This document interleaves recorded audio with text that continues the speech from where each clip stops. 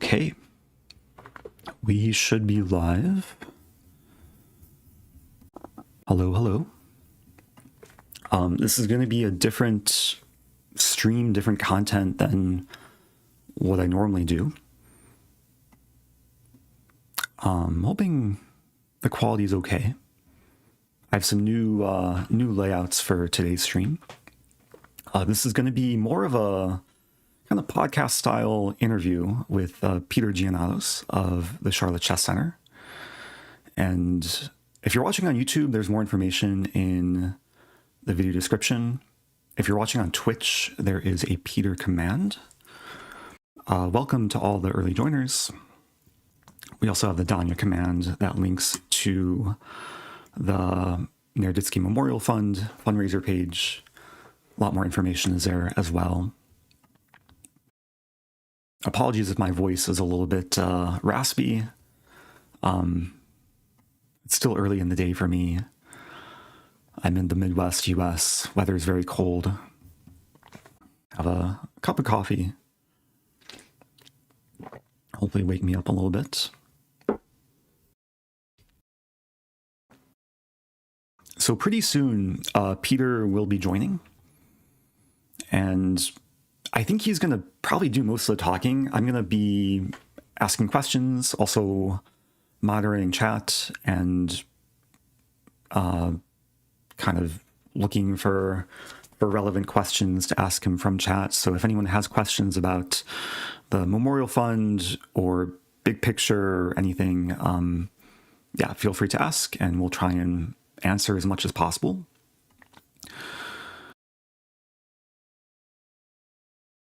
I imagine maybe a lot of people who watch my content may not know who Peter is, or may not be so familiar with his role in Charlotte and in the chess world and how he knew Danya. So we're going to start with that, just to give some introduction, broader context. But welcome to everyone joining. Appreciate the good vibes.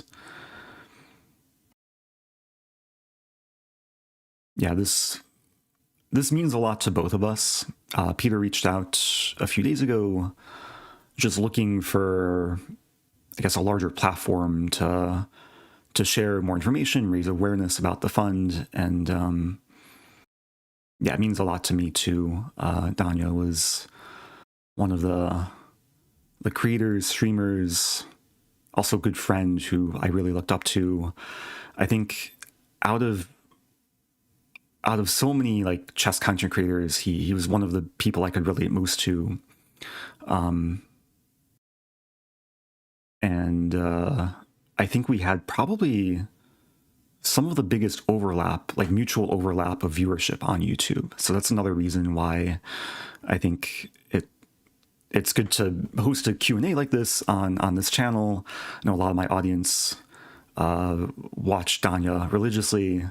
We've been mentioned in so many threads of like educational YouTubers. So the fund that's being put together is I think a great way to honor his legacy, and Peter will be sharing a lot more details. I also want to note that like this is very new for me. I'm not used to being the interviewer. So I'm going to do my best. I have some questions prepared. Some people emailed me questions. I did have a post on YouTube and X, so some questions came from there as well. And yeah, Peter's goal is to be transparent, to clarify.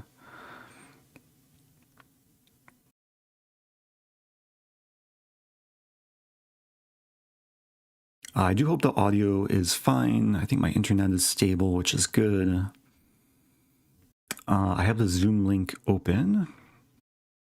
So another thing I'll say is this will probably end up being a separate standalone YouTube video. So once this is done, or once the live stream is done, I think we're going to work on just posting maybe a more polished edit of the interview. So if you're watching on YouTube in the future, thanks for watching. Thanks for tuning in and listening about what will be a very meaningful cause in the chess community. For anyone that has questions that are not answered, I think Peter has been very open in responding to people. So I believe there is a contact page on the fundraiser itself. But I'll ask him towards the end too. Let me make a note of this. That just the best way to get in touch if people have additional questions.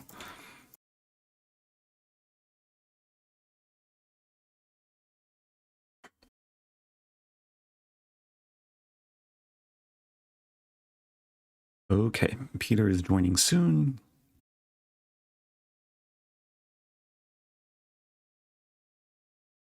Another thing I'll say, I've done my best to turn off all ads on YouTube and Twitch.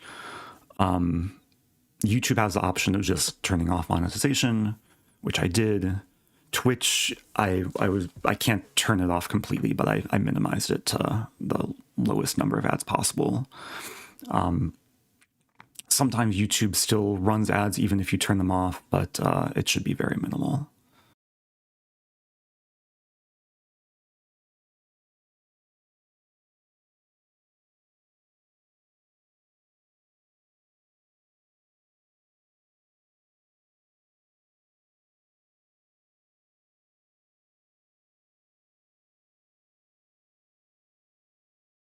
Again, welcome to everyone joining across Twitch and YouTube. Hello, hello. I was told there's going to be...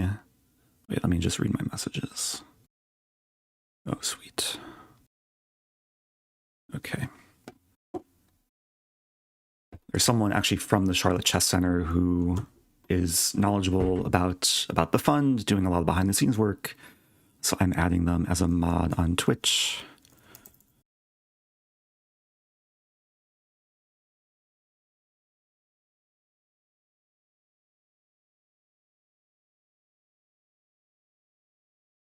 How long will the interview go? So Peter's very busy. For those who maybe haven't been following tournaments in the chess world, the Charlotte Chess Center is organizing the US Masters. It's been going on for last few days, and I think they're currently between rounds. So Peter's been very busy because he has a big responsibility with that. So he told me that he'll have to go by, I think, 2:45 US Central Time. So 3:45 Eastern. So that should give us like just under 2 hours to talk. And we chatted a little bit over the last few days. Just just so I have a decent sense of more details about the fund and also kind of the areas to focus on for the chat today.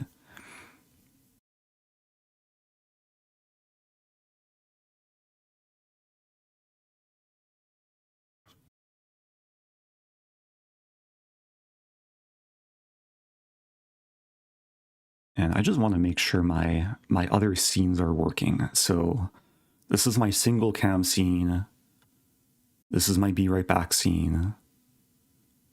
This will be the Zoom scene, but clearly I haven't cloned myself. So let's just go back to the scene. And once Peter joins, then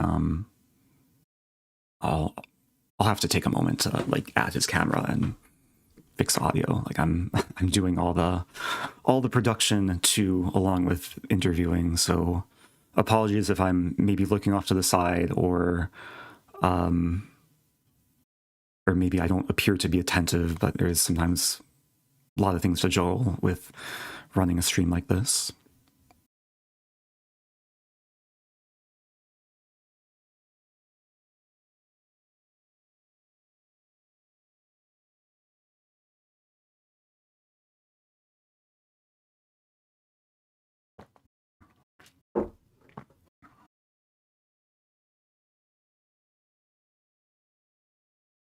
Again, thanks for all the good energy in chat.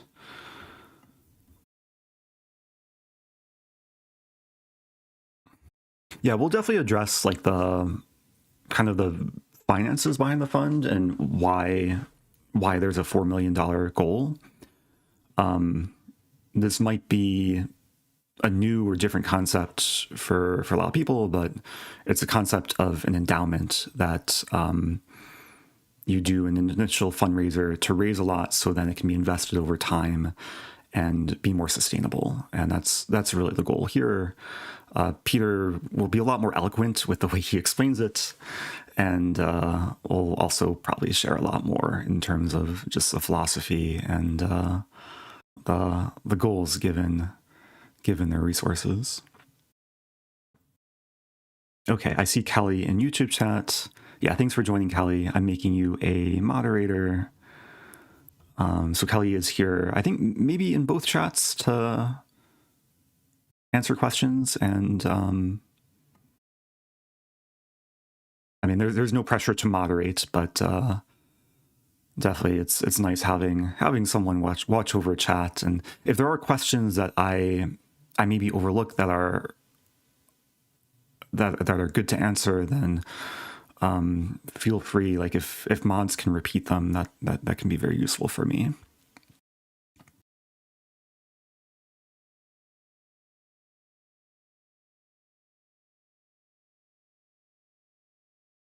Okay, Peter's joining. So let me put the break scene on, because I don't want this to be a technical thing for everyone to see. So let's BRB, and I'll come back with Peter in just a moment.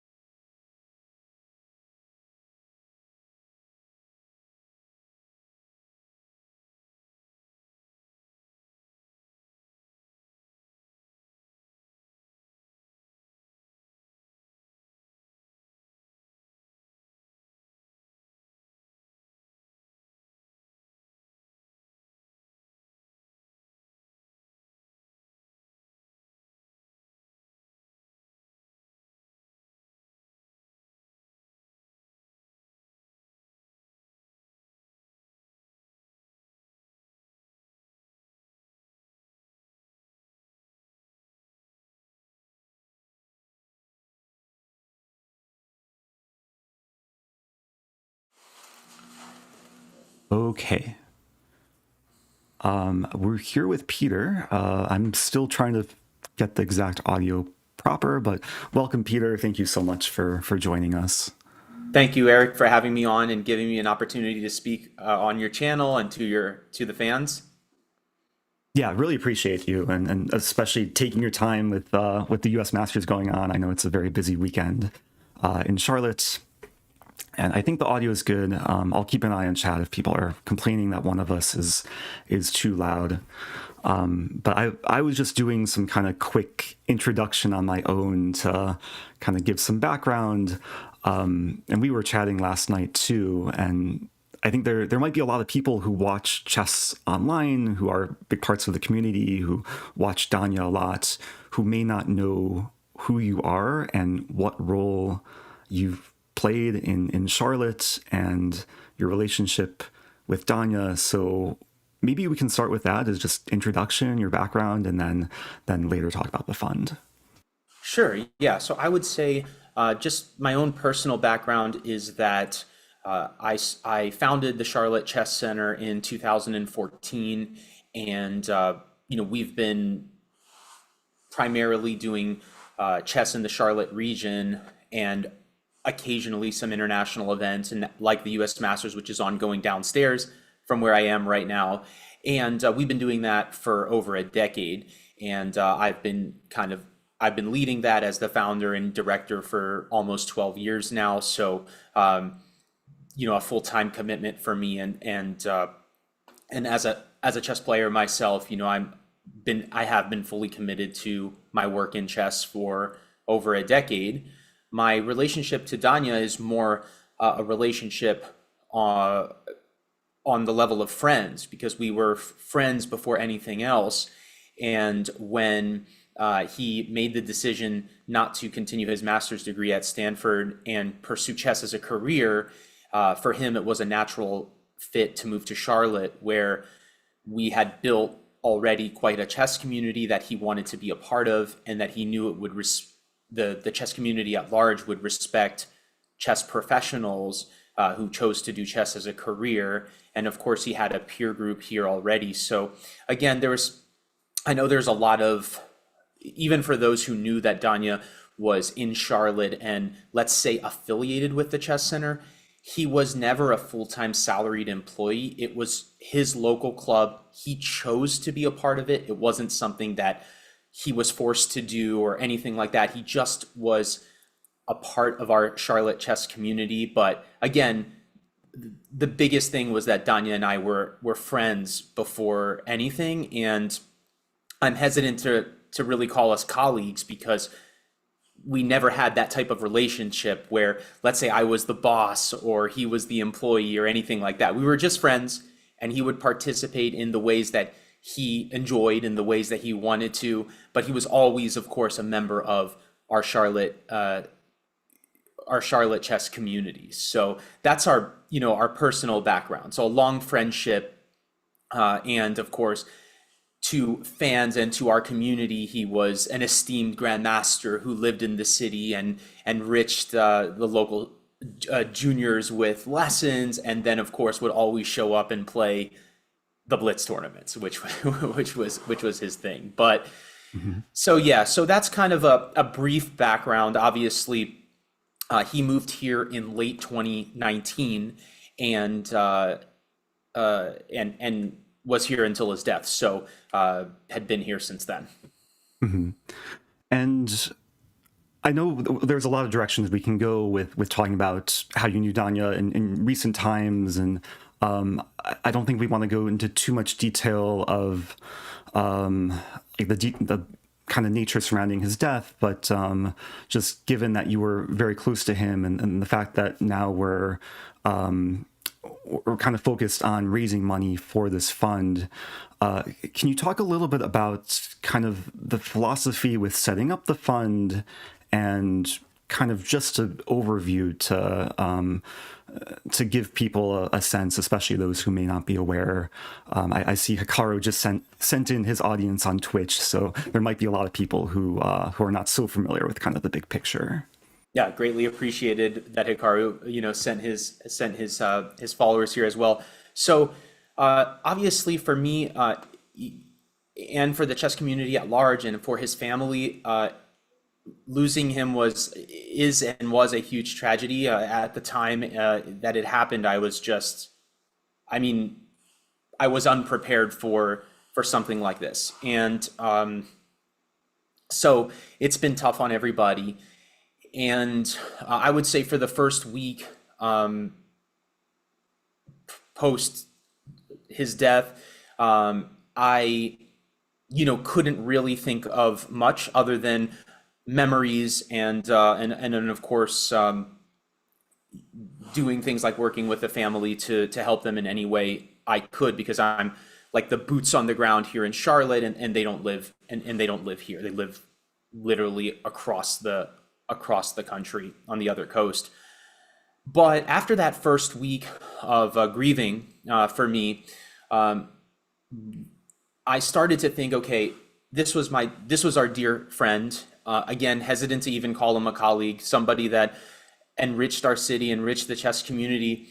And I almost felt a sense of duty to take the lead on some kind of initiative that would allow Danya's memory and legacy within the chess community to live on beyond his physical life. And so, you know, of course, I'm in my mind, I'm thinking, okay, what is it that we could do that could have a impact on the chess community now, but also 5 years from now and 10 years from now? And really, I'd like to see something last the length of time that his, let's say, average natural life could and should have been. And that's easily another 40 years of enriching the community, inspiring people. And so I started to think of what can I do, and what can I do to facilitate that? Because of course I cannot do it alone, and that's why we're here, and I'm greatly appreciative of that, and that's why we want the chess community as a whole to be involved. And so we came up with a memorial fund initiative, which of course I would never have even spoken about or put out in the public sphere without the support of family, on how we can allow his name and legacy to live on beyond this period of time, well beyond this period of time. And that's how this initiative kind of spawned. Keep in mind, it's all happening relatively quickly, because this is all, it feels like a long time ago, but we're just talking about approximately a month, around a month, a little over a month since his passing. So everything is developing very quickly, but one of the things that we wanted to do is ensure that he is not forgotten by the chess community as a whole, and really by the world, because of course he will never be forgotten by those who knew him personally, his friends, his family, and those that communicated with him regularly. But the chess community at large really lost an incredible figure, and we don't want that. We don't want his legacy to just evaporate with time. Mm-hmm. And would you be willing to talk about, because I listened to some other interviews, I want to mention your interview on Perpetual Chess Podcast with Ben Johnson, and it sounded like in maybe recent months you had conversations with Danya about his legacy specifically. So would you be willing to share just a little bit about what you talked with him about, and then how it relates to this fund? Yeah, unfortunately, we had actually talked about his legacy. It was something that always kind of was lingering in his mind, like how does the chess community perceive him? Because as you know, over the last period of time, I'm losing track of time, maybe 2 years or so, there was kind of this negative environment around accusations and questioning of his integrity, which really weighed him down. And he was always empowered by his own play and chess and his fans and his contributions to the chess community, like his commentary. He was always empowered by that. But when his integrity was called into question, it really made him question everything, not just his own play, but how people perceived him at large, not just a select minority group of people. And it always lingered in the back of his mind. But even as recently as the Friday before his death, when he had the stream that people know as the last stream, where he kind of had this like odd behavior, and I went over to his home late that evening with Alexander Bortnik to check in on him. And when the stream stopped, of course I stayed with him. Sasha and I stayed together for about 2 hours after the stream, allowing him to vent, allowing him to talk to us about various things. Sasha eventually went home, and I stayed with Danya another hour or so, maybe even a little more, and we discussed a lot of things, family things, chess things. But one of the things that I remember vividly and that stuck out to me, and we spent quite a long time on, was his perception of how he was seen in the chess world, and what his legacy and contributions to the chess world really were. And we had a discussion about that, and one of the things that I expressed to him was that the impact that he had on the chess community as a whole through content creation, whether it was his Twitch streams or his speedruns that he would upload to YouTube, or his contributions as a player or commentator, adding all of that up together far exceeded almost everybody in chess. I mean, in the large scheme of things. Of course, there are players and personalities in chess that may have more reach than Danya did, but in the large scheme of things, he was at the top. He was in the top of the list. He was on the top of the list of people that had a great impact on the chess community as a whole, not only on themselves as players, but as people who enriched the community. And I expressed that to him because he was feeling down about his place in the chess world, and I was truthful in that. That's what I believed. I believe that his impact was greater than the vast majority of chess players will ever have in their chess playing careers, and the fact that he branched out into all these areas really had a greater impact on the game.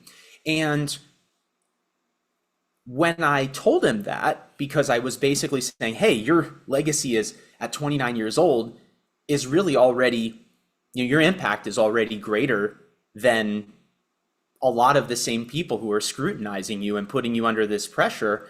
And you still have the world ahead of you, to continue to do that. And like I mentioned on Perpetual Chess, the part that hurts me and the part that hurt me at the time was that when I said that, he asked me if I actually believed that. And I almost took offense to it because, of course, that's what I believed. I wouldn't have said it if I didn't believe it. And that's fundamentally what I do believe. And I wanted him to know that. And so I told him that. And I think that those watching now and the supporters of him can come to reality, to the grips of reality, that that's also just true. His impact exceeded that of those who only play chess, even at a high level. And so because that meant so much to him, and his reputation within the chess world meant so much to him, later, after his death and after I had some time to myself, although not much time to myself, I thought, what can we do to allow that to continue to shine? And as I've openly discussed in writing, the biggest motivation I have is for Danya's name and legacy to live on in a positive light. I don't want it to be associated with the negativity surrounding the scrutiny that he was put under for really no reason. And I don't really want to focus our energy there because I don't think that that will lead us anywhere.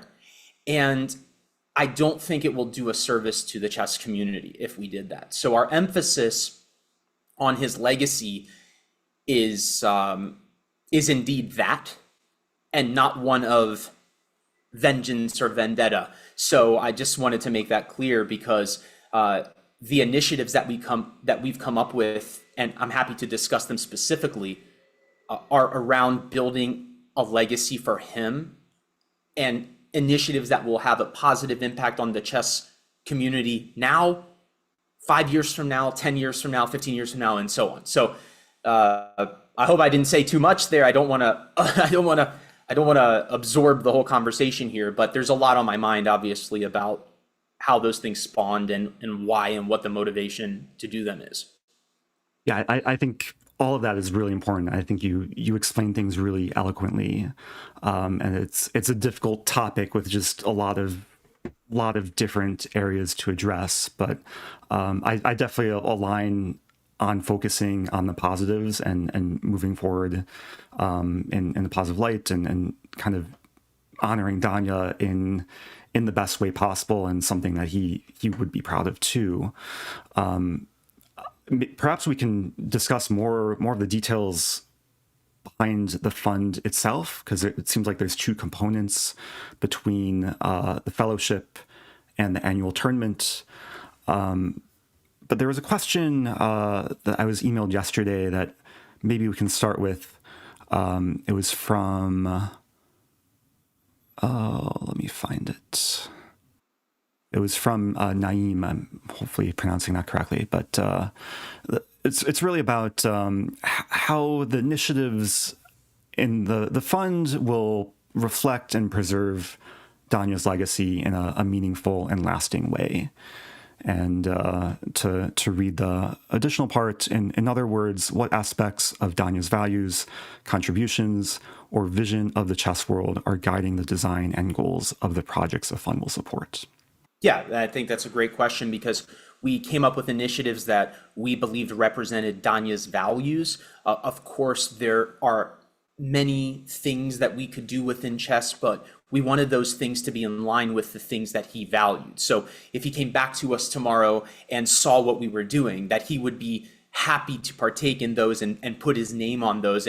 And so as a friend of his, and chess was, he was a grandmaster strong player, but chess was very much a part of our lives. So when we would get together, we'd talk politics and we'd talk history and we'd talk things, but we mostly talked about chess and the chess world. So I had a really good idea of his passions and things that he really enjoyed. And I imagine that the chess community at large who followed him also probably understood that he had certain passions more than others. So one of those things which I think is probably clearer to the audience is that he loved fast chess. So it didn't necessarily matter whether it was 30-second chess or 1-minute chess or 3-minute chess, 5-minute chess, whatever. He preferred faster time control chess. And he played that online day in and day out almost.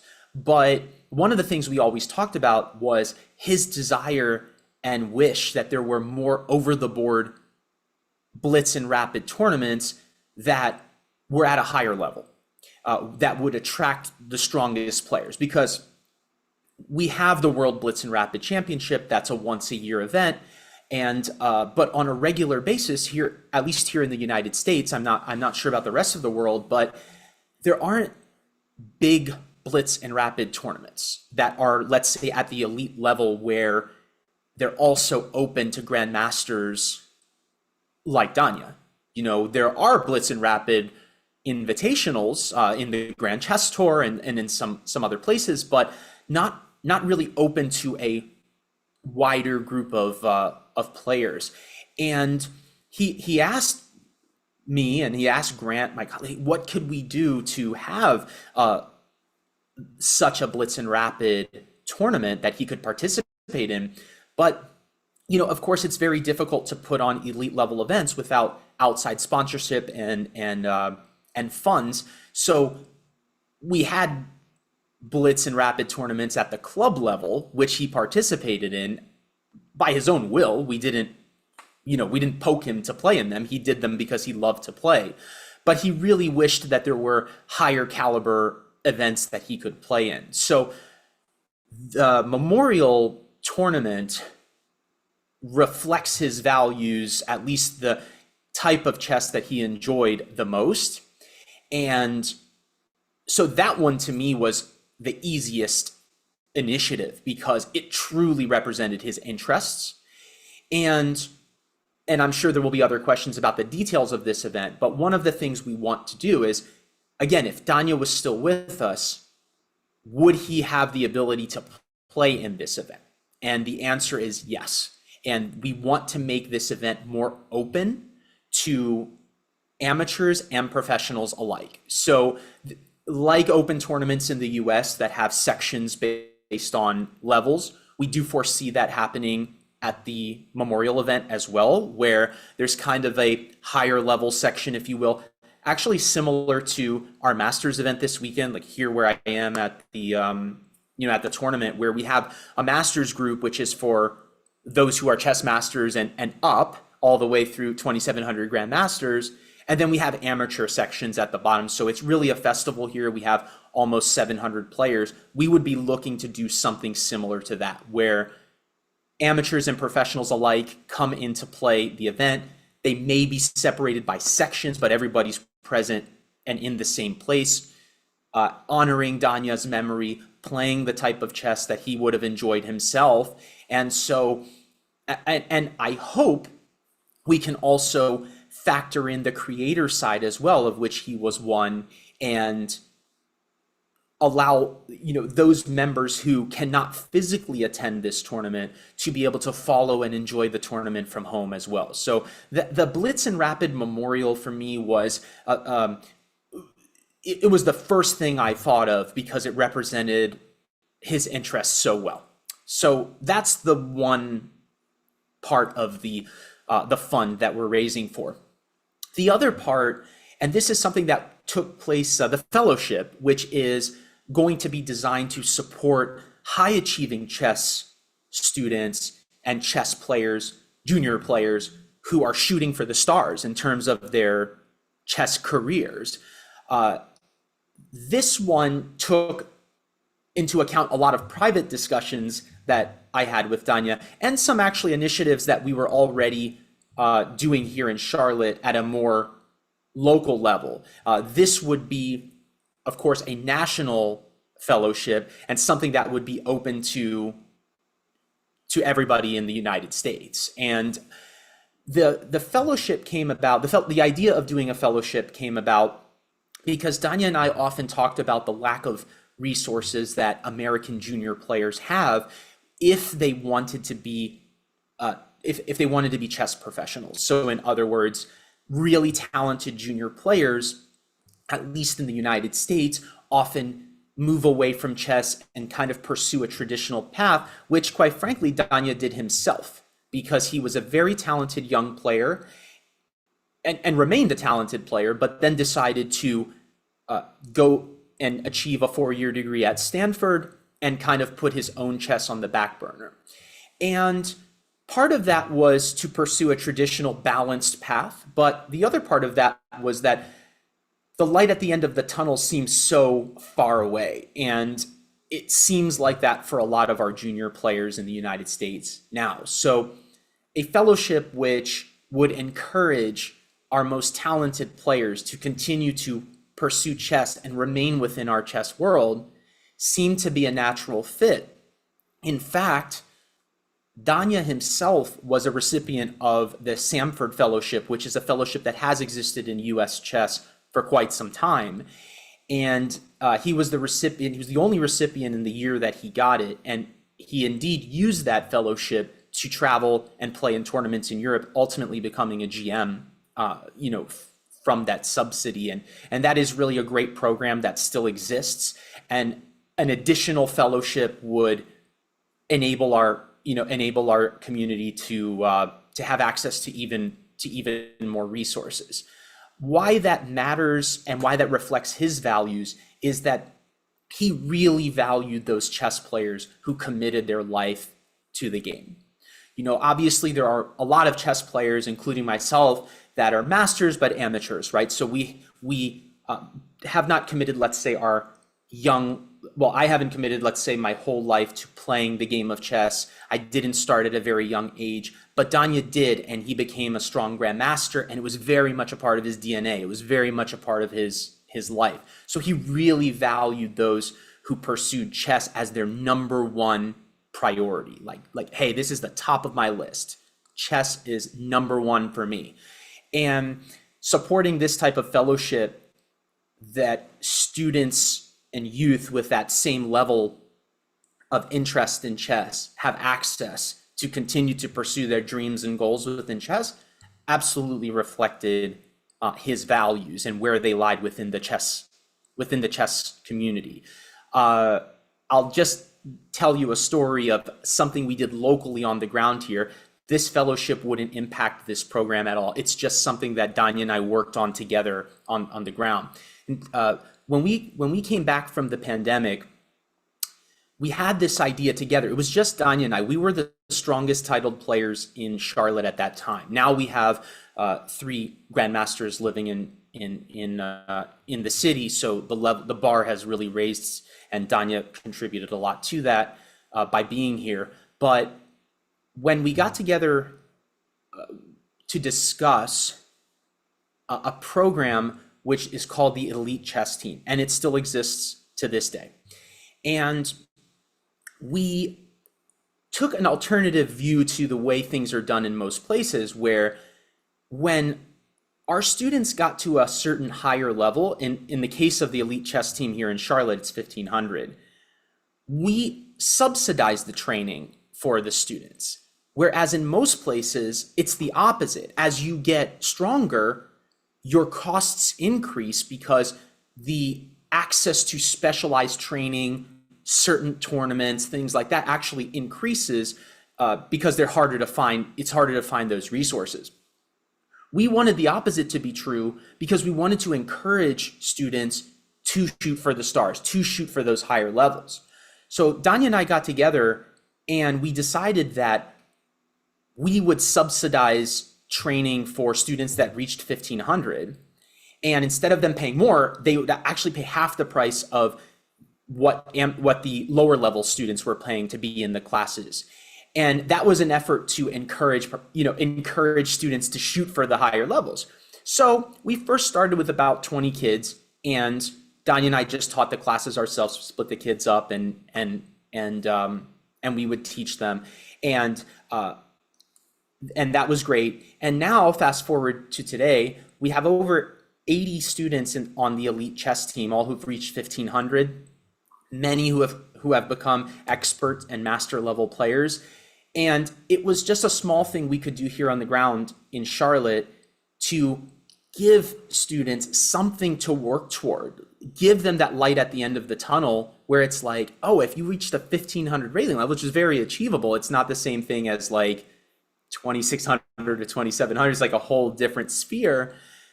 That by setting a standard and an achievable thing, it actually motivates and encourages students to shoot for that. And as a consequence, the amount of strong junior players that are coming out of Charlotte because of this subsidized training program is really incredible. And I think that the fellowship reflects the sentiment, but on a national level that could, let's say, propel students that are top junior players to being top players in the world by providing them with subsidies similar to what India is doing for their population right now, and it's clearly working, and it's clearly motivating their player base. So I hope that gives some insight on how these initiatives spawn and how they go beyond the surface, because they're looking to have an impact.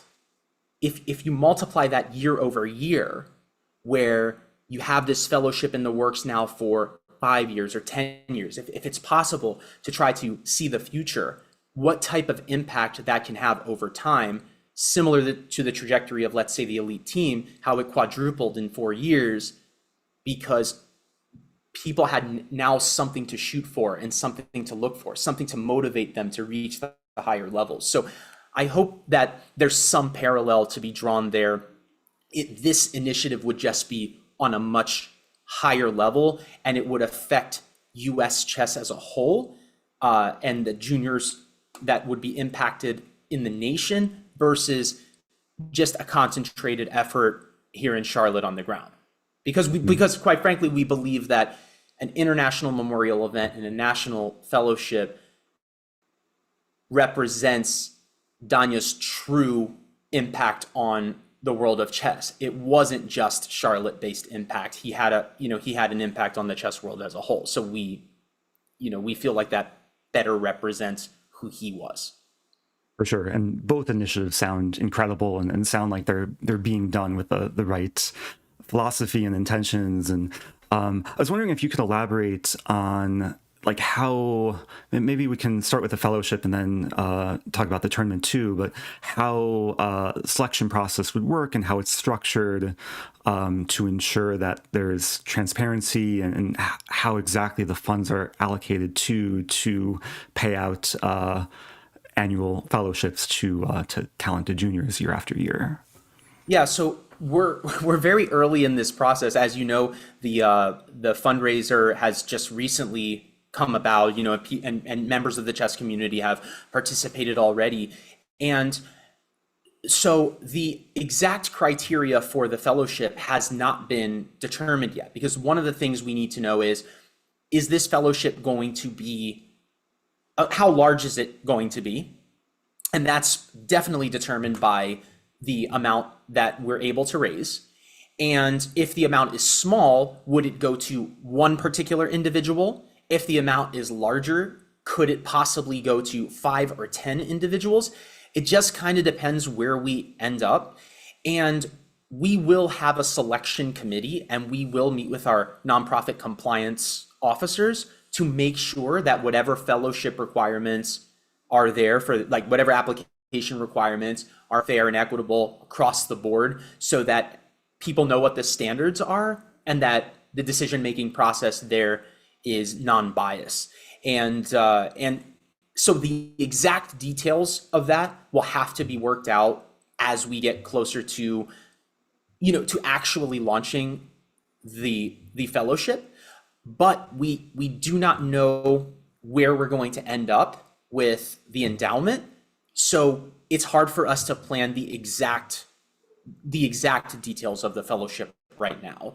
But we will likely have a subcommittee of our nonprofit that will manage applications and selection. And all of these, our board and all of the subcommittees would be non-paid positions. So these would not be driving up the costs and things like that. So, but we will have those experts in place who want to be involved with the fund, that would volunteer their time to ensure that we're meeting the compliance standards for endowments and nonprofits in the United States, 501c3 nonprofits in the United States. We have compliance, we have compliance officers already. So, we'll be doing that very much so by the book, but we just don't know how much we're able to offer at this time. So it's hard for us to come up with the exact details of how the fellowship will work out. Understood. And can you talk a little bit about like who's kind of managing everything behind the scenes? You mentioned kind of the board of the nonprofit. Some people might just not be so familiar with how nonprofits work in the US and how there's a level of transparency with kind of allocating funds as well. Sure. So, of course, I am the founder and director of the Charlotte Chess Center, and the Charlotte Chess Center Foundation, which is where this the Memorial Fund, the Naroditsky Memorial Fund will be housed, is a 501c3 nonprofit organization in the United States. And we have a board of directors. I am on the board as the executive director, a non-paid, none of the board positions are paid. Dr. Walter High is on the board. Tom Kabasakalian, who is our treasurer, is also on the board. And Alan Naroditsky, who is Daniel's brother, had accepted a board position before we announced this initiative publicly, so that he could provide oversight on how things are being done in Danya's name. And so those are the 4 board positions as they are right now. None of those board positions were contingent upon arrangements such as, hey, if I give you this amount of money, can I sit on the board and influence decisions? That's not how that worked out. So it's a very committed volunteer board with no strings attached, where we're kind of the base layer. But as this evolves, we definitely see having a subcommittee of finance, of those finance professionals who will help us manage the endowment fund, to make sure that we are managing that properly and that it lasts well into the future. And I'm sure we will have compliance officers as well, just to make sure that everything is being done transparently.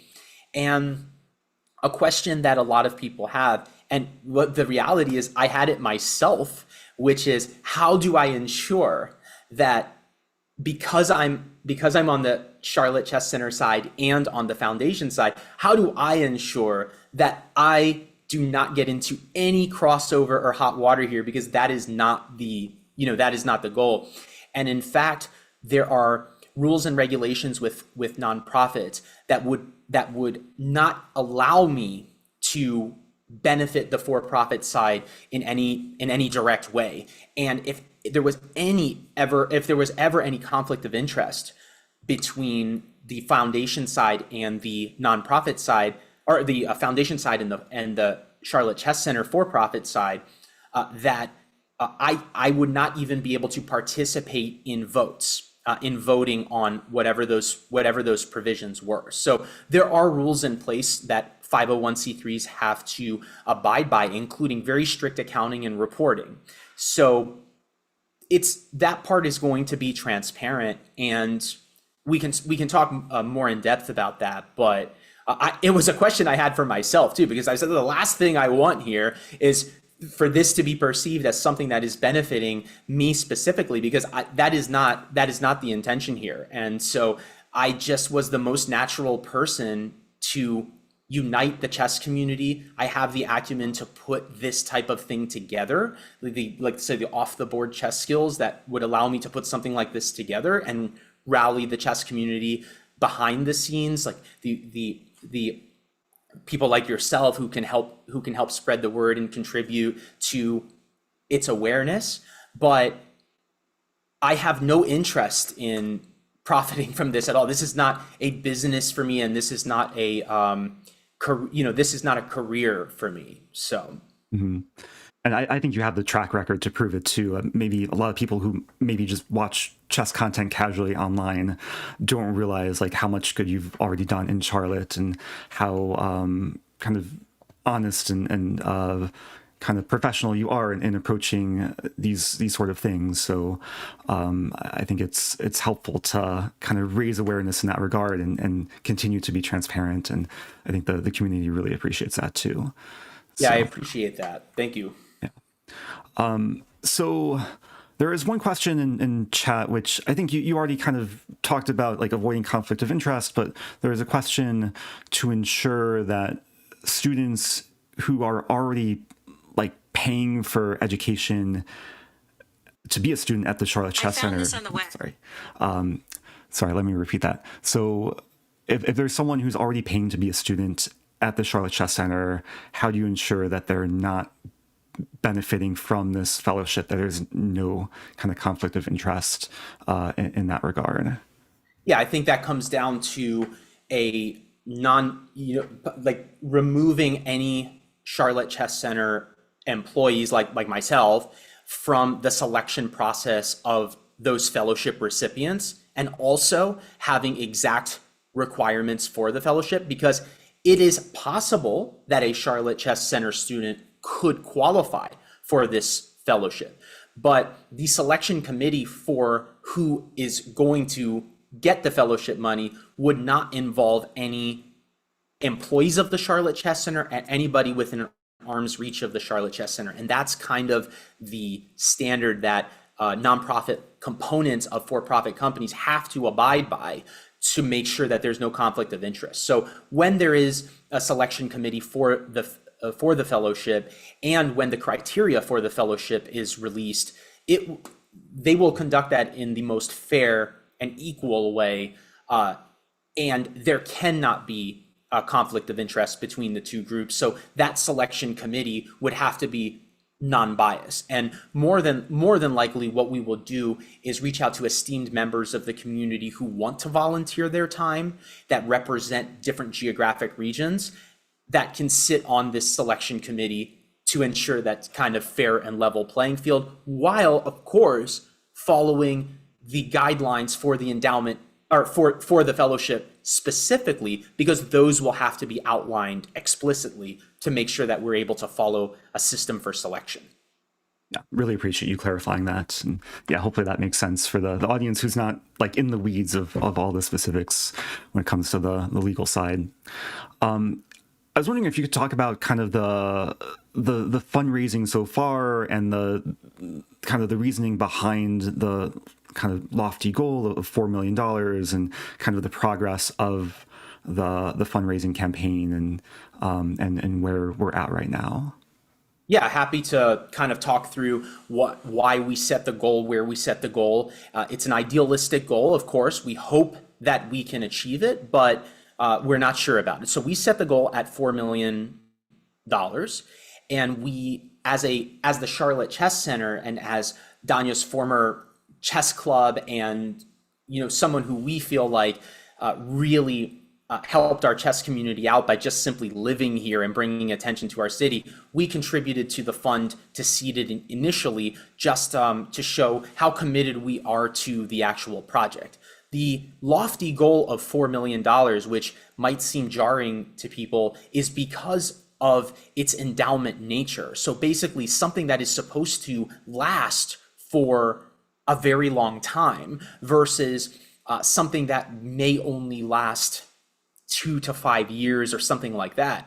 And as a person in chess, just in my short chess playing life of approximately 15 years, I've seen really amazing tournaments come and go because they lose really amazing initiatives, I should say, come and go because they lose their backing or they lose their support. And because of our desire for Daniel's legacy to live on forever and to be able to conduct events that we believe represent his contributions to the chess community. So not small local club level events, which of course we could do, but we don't find those representative of the impact that he had on the chess community as a whole. So then we have to come up with a target goal that, if achieved, we believe that we would be able to conduct very high level initiatives representative of what Daniel gave to the chess community. And so when we say $4 million, you kind of think, oh my gosh, like $4 million, that's incredible. You could spend $500,000 for 8 years and put on this great stuff. We could do that, but after 8 years, it would be gone, all else being equal. And after having consulted with advisors on this particular thing, a safe return on an endowment is a nonprofit standard is typically between 3.5% and 5% if you're being conservative. And of course, 3.5% and 5% would be a little bit more toward moderate conservative, and 3.5% would be pretty conservative in terms of return on an endowment. And so we were using the 5% number as the fair number for the return on the investment. So at 4 million, we're talking about $200,000 a year going to the initiatives. And for the sake of this discussion, let's just divide that 50-50 between each initiative. So $100,000 goes into the Blitz and Rapid Memorial, and $100,000 goes into the fellowship. We really believe that type of investment back into the chess community every year could have long-term implications on the chess community as a whole.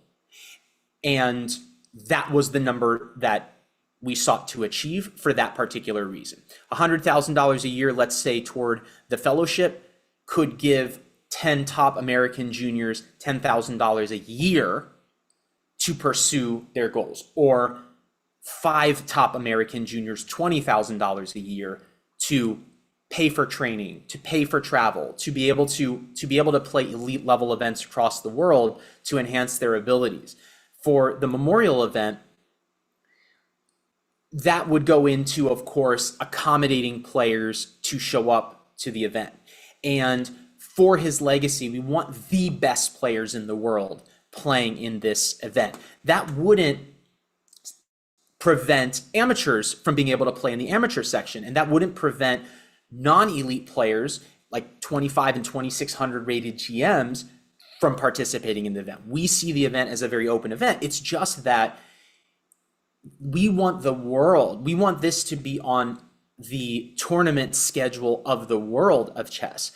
For fans to say, hey, I'm really looking forward to following the Naroditsky Memorial Blitz and Rapid event where all these amazing players are playing.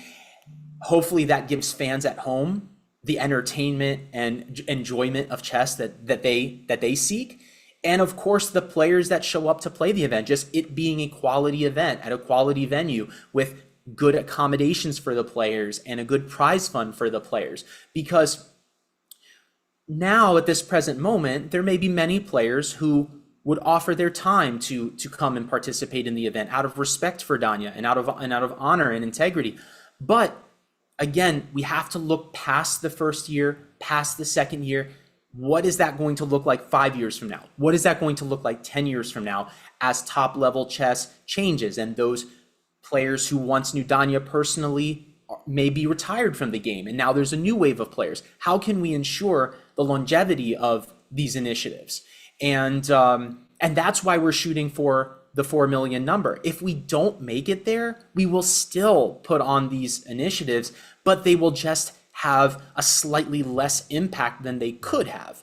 And again, as somebody who's personally connected to Danya, I want the maximum impact for him. Anything that his name has on it, I want it to have maximum impact, right? As much as we can do. So whatever we ultimately raise, even if we fall short, falling short, the 4 million number is not a number where we have to reach it in order to conduct these initiatives. It is an ideal number that, if we reached, could change a part of the chess landscape indefinitely.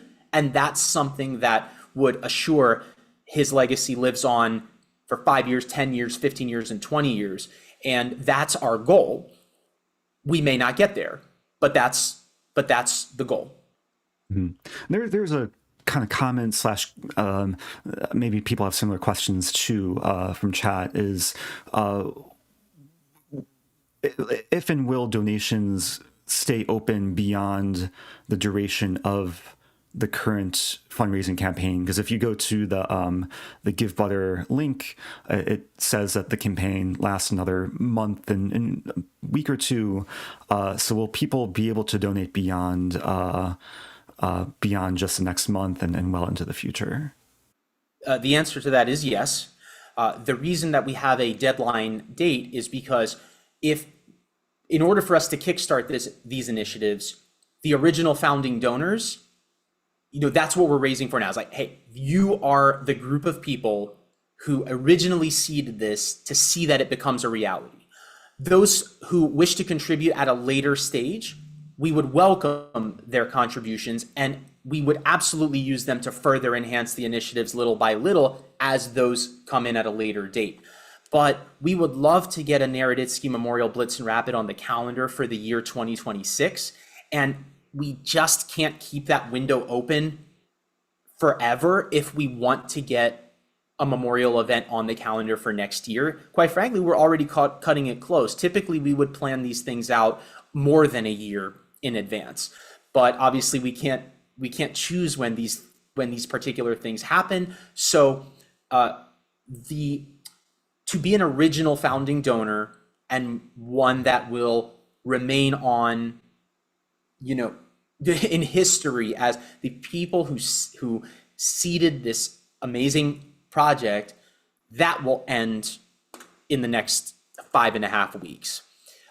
But if for whatever reason, contributing now is not possible, we will continue to welcome and greatly appreciate contributions toward the fund at later dates. It's just that we need to know what we can do and how we can plan for the year 2026. And that's why we have a deadline for the original founding contributions.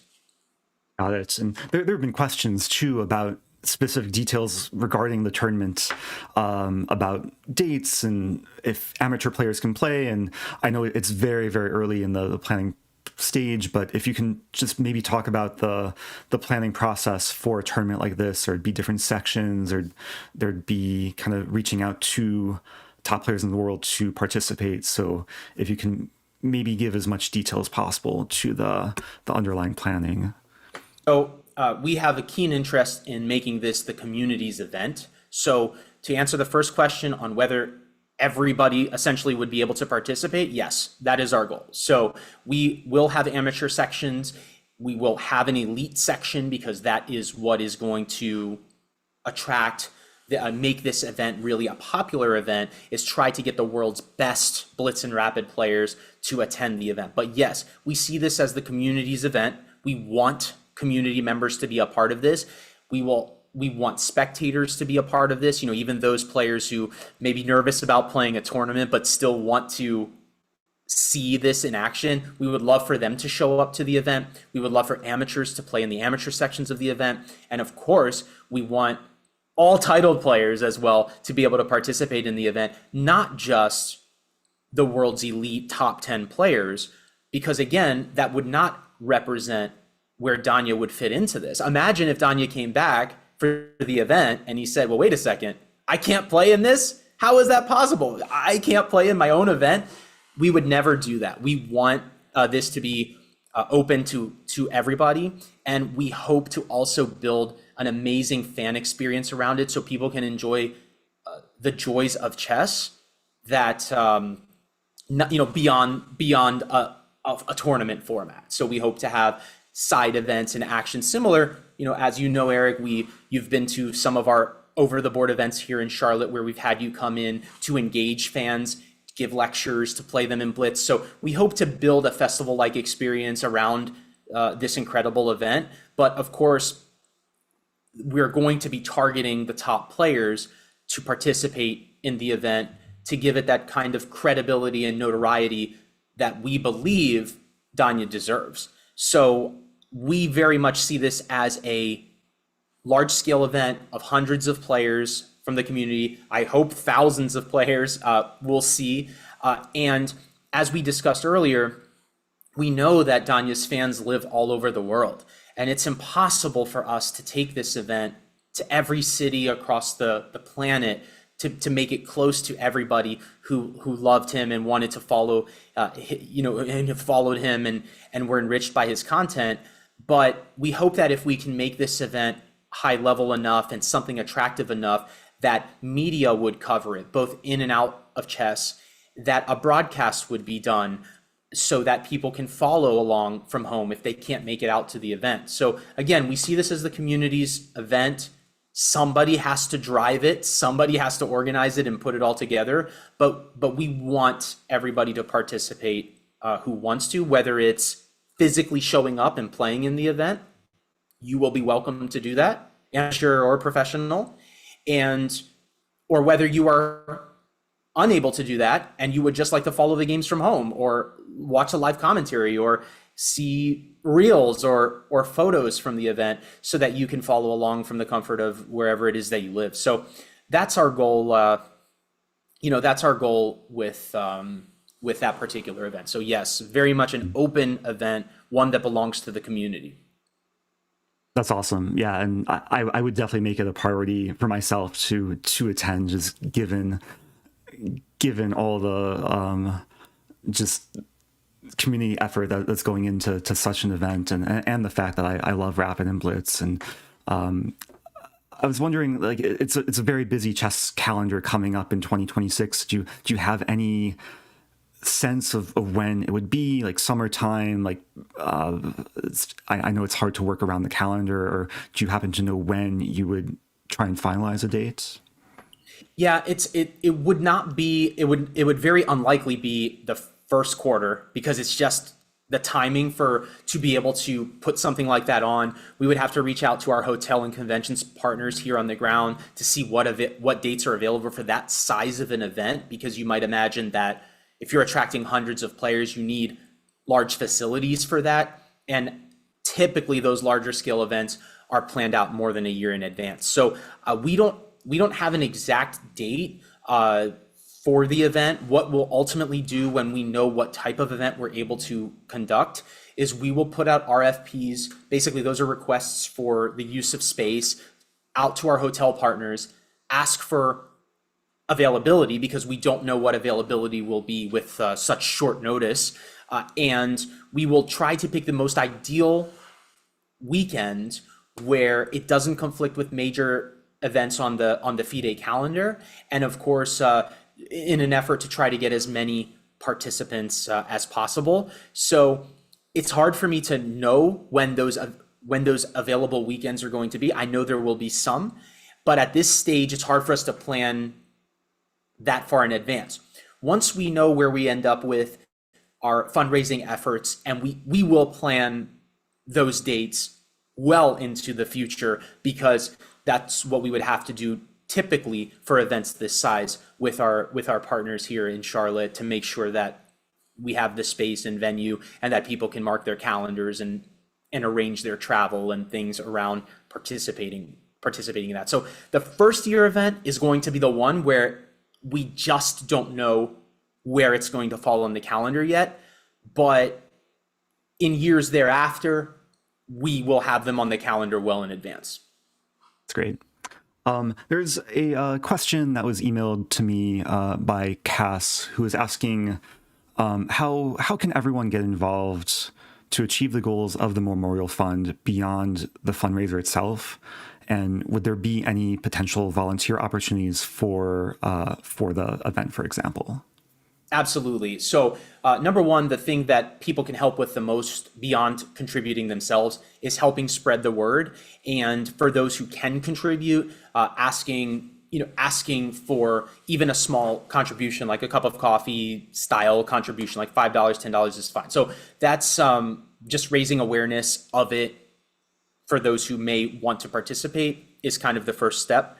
The volunteer opportunities, I am sure we will be asking for volunteers at such a large scale event, because of course we will need some technical staff that actually have very specific technical skills, like maybe arbiter staff or DGT staff or broadcast staff. But there may be people out there that have that expertise who would be willing to volunteer their time. So at some point, once we know when the event is and what specific things we are looking for from volunteers that may have particular skill sets, we will publish those. But yeah, we see this as the community's event. We want the community to be able to participate in it as they can. So absolutely. And of course, as a nonprofit, we are able to accept volunteers. So it's a perfect scenario. The less we have to spend on staffing, the more we put into the actual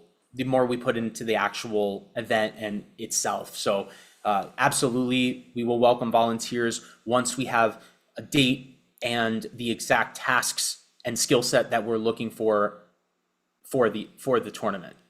Mm-hmm.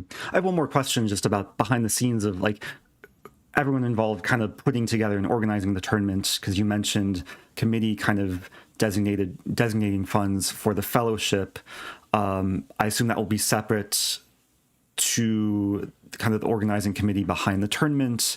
How much are you directly involved versus others who are maybe part of the Charlotte Chess Center Foundation?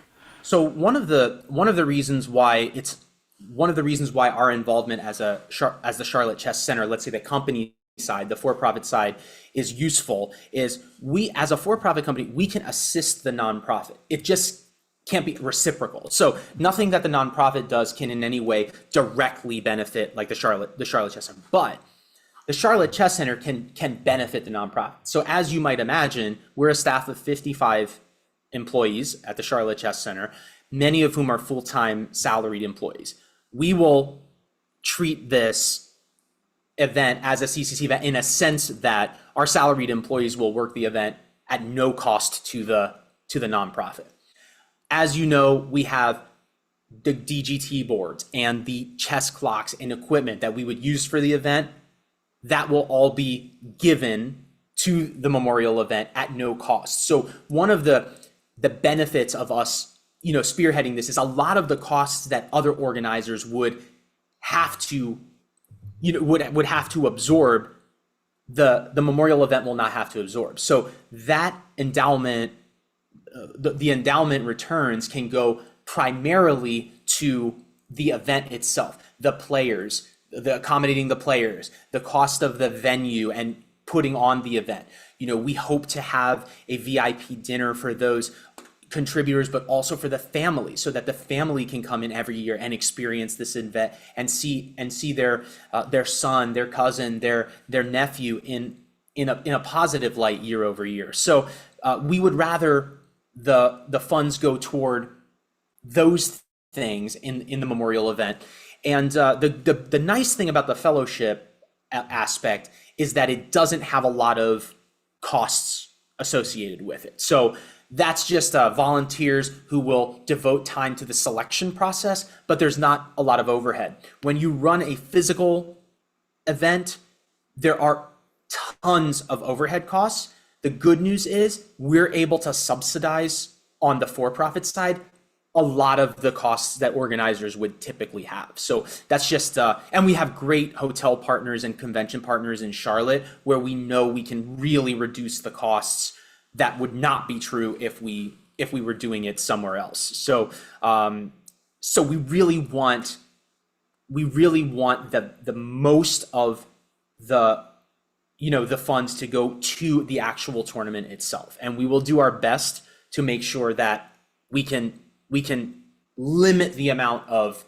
staffing and miscellaneous costs. Okay, I appreciate you giving a lot more detail around that.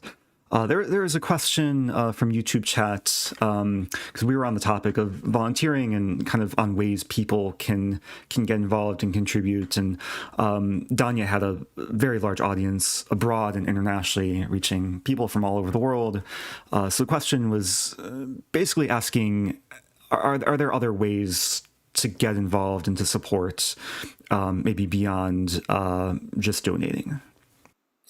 Yeah, I mean, if you're living abroad, I would say that the way you could support is by raising awareness of the Memorial Fund. So if you have already contributed or you cannot contribute, that's fine. Helping us raise awareness of that is, I think, the most that can be done at this present time. Again, the fellowship will not likely need a lot of volunteers because we will have a board that will manage the fellowship, and we will have a financial committee of within the nonprofit that will oversee how the money is being invested, how we're utilizing the funds.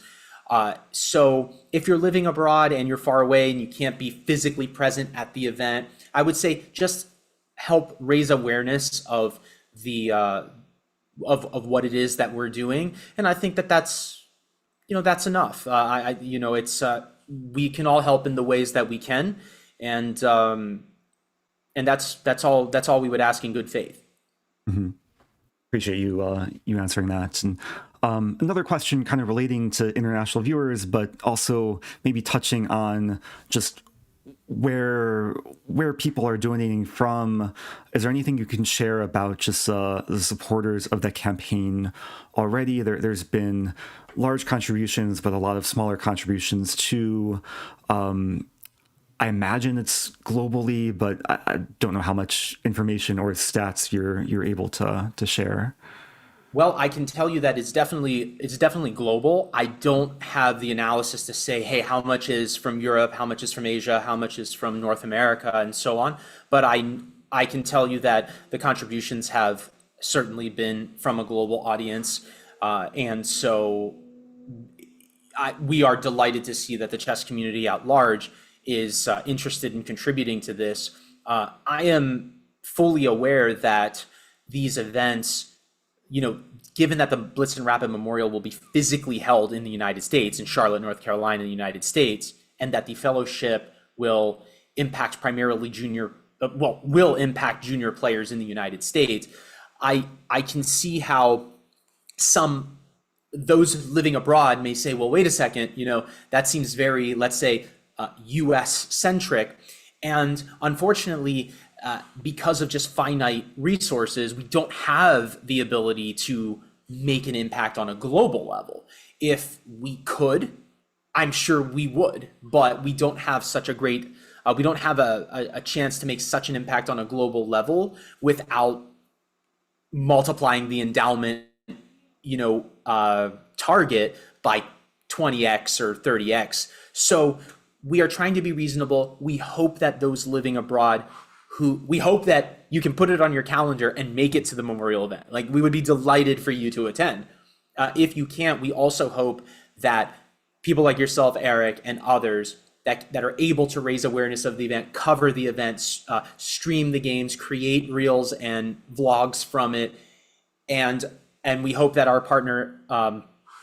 partners can can help us raise awareness of the tournament so that those living abroad can experience the joy of it as well. So, but yes, this has been an international fundraising effort. We have received contributions from all over the world. I just don't know, without actually doing the analysis, which wouldn't take me long. I could follow up with you after the call, and do a quick analysis there. It wouldn't be too difficult. But I know for a fact that it's global, and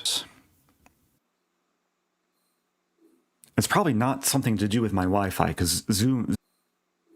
It's probably not something to do with my Wi-Fi because Zoom is fine. It's just a stream. Giving it a moment. Yeah, everyone in chat is saying stream is down. Trying to reboot. Just so you know, you've been so great, like so eloquent, and it's been great just having you explain everything. Okay, people are saying we're back, so let me refresh my streaming page. Okay, looks like we're back. Okay, great. I was going to say that I think we've gone through most of the major topics that I came into today wanting to discuss. Are there any other major points you want to make, or I'll put out a call to people watching in chat too. If anyone has any final questions or maybe questions I overlooked from earlier, do feel free to share across Twitch and YouTube. Yeah, I'd love to answer any questions directly that the audience may have. I don't know what else to share other than that. I see this as the chess community's project. I so happen to be driving it, and we've already discussed the reasons for that. My connection to Danya as a personal friend and somebody who I would see physically, every week, and somebody who I communicated with almost every day, and somebody who lived in 20 minutes away from me for 6 years. I don't want to make this about me. I haven't had a chance to breathe and even, take this all in myself. And I've been kind of on the front lines the whole time, from just the time prior to his death, the time of his death, of the discovery of his death, and after that. So I haven't had a chance to slow down. And I'm driven by my commitment to him, my commitment to the family, and my commitment to do something positive around his name. And so, as we already discussed, I do not have a keen interest in the path of vengeance, as much as I know that some of the listeners wish I did, or wish more of the chess community maybe did. I just don't see how that impacts the chess community long term in a positive way. And I believe that it is my position and the position of the family that we want Danya's name to be seen in a positive light, not one that was smeared by unfounded accusations and the robbing of his honor and his integrity. We don't want him to be remembered that way. We want him to be remembered by the joy he gave the chess community. I can tell you, Eric, that he was one of the few live stream channels that I watched, because as a chess player, I just loved his battles with the world's top players, and I miss it. Every night I would tune into Twitch or wherever he was streaming to watch him. He's my friend, right? I could drive to his house, right? But I loved watching him spar against these incredible players in these online matches, and I miss that. And I know that, and that's just one element that, I was his friend, but I also missed the chess part too that he gave to the community. And I imagine that the community at large also misses that. And I imagine that they also will miss the educational content that so many people followed and enjoyed. And his commentary, I think he was often regarded as one of the best commentators in chess. And all of that is positive for the chess community, the ways that he contributed to the chess community in such a positive way.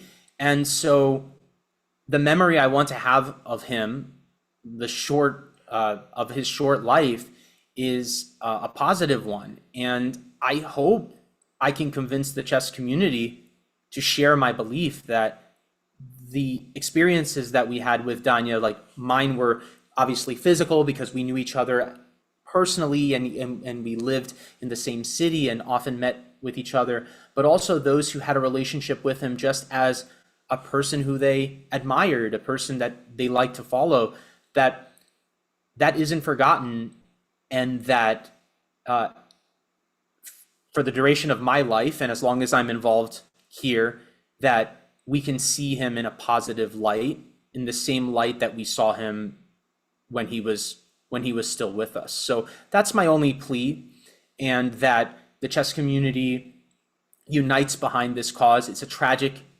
thing. A man and my friend lost his life way too soon, and I hope that I can play a part in ensuring that his legacy lives on in a positive light, which is why I am not engaging in vendetta, essentially. And I know that I won't win everybody over on that, and I understand it. From the bottom of my heart, I understand it, that people want justice, but I think justice long term will be coming from the positive impact that he had, and that he will continue to have through these initiatives, and that's what I'm personally the most motivated by. I really appreciate you saying all of this, and when you were talking about just watching and respecting Danya as a streamer, I can very much relate. He was one of my favorite streamers to watch. I would watch him as I would fall asleep, just watch him play high level blitz chess and lurk in his chat. And every so often he'd come up with one of these crazy stalemate tricks. And yeah, I also really appreciate just you being such a good friend to him and just doing so much for the chess community and beyond to move past such a tragedy and to honor his legacy and hopefully a very lasting and meaningful way. And I really appreciate you taking the time to share your thoughts like so eloquently too. I think there's always going to be more questions, but I know both of us are kind of on some time constraints. So if people have questions and they want to reach out, what's the best way to do so? Please send them to our Charlotte's Chess Center Foundation email, which is contact@cltccf.org. And that's on the Give Butter page at the bottom, and it's also on our official website. So feel free to do that. We hope that the FAQs that we had here and the discussion that we have here will be watched later by those who couldn't make it today. So hopefully they're able to get a lot of the answers that they're looking for from this. And Kelly Centrelli, who is the communications manager for the Charlotte Chess Center, I'm sure she has seen the. I am not looking at chat, so because I'm just on one laptop here because I'm not at home, and so I haven't seen the chat. So she has presumably been answering questions, but will also field questions that maybe we didn't answer, and we may ultimately make an FAQ, an FAQ page, a dedicated FAQ page where we can answer some of those questions. So we welcome transparency here. My plea is for the chess community to support what we're doing in the ways that they can, and we will carry out these initiatives one way or the other. It's just the extent of the impact that we can have. It will be determined by our efforts here in the short run, but we are committed to these initiatives and we will not back down from them. And we just hope that the chess community can support this. Thank you, Peter. And yeah, big thanks to Kelly too. She's been very active in Twitch and YouTube chats, answering questions. some of which I didn't get to ask you, but she's been helping out. So eventually this whole talk interview will be a standalone YouTube video. We'll edit it to make sure like the dropout is not too distracting, and then hopefully people can get the information and become more aware and understand what these initiatives are about. And again, really, really appreciate you taking the time to talk. And yeah, I'll let you go because I know you have a busy weekend. But thanks again, and yeah, we'll be in touch. Thank you, Eric. Thank you for sharing your platform with me, and I greatly appreciate it. My pleasure, Peter. Take Bye. care. All the best. Thank you.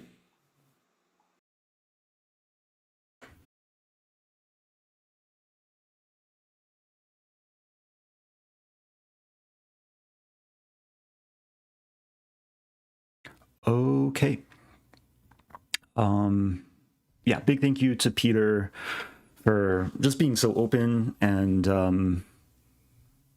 yeah, I wish I had more words to like describe the way he's able to communicate, like eloquent. I feel like Daniel would have a lot more words to describe the way in which Peter is able to share just so many things in such a nice and organized way. But yeah, again, really appreciate Peter coming on to share more information about the Daniel Naroditsky Memorial Fund. Thank you everyone for tuning in across Twitch and YouTube. Thank you to all the streamers who sent raids on Twitch. I know Hikaru sent his audience previously, but there were a few others as well. Sorry if I can't call out everyone. I think Photo Chess was here, Dina Balankaya. Yeah, thank you. Appreciate all the good vibes. And again, this is going to be edited down into hopefully a more cohesive, more watchable, digestible YouTube video. So stay tuned for that. Again, more information is linked on the Give Butter page, givebutter/Naroditsky. Have the QR code as well. And yeah, I'm taking off. Thanks again, everyone. And I'll see you guys soon.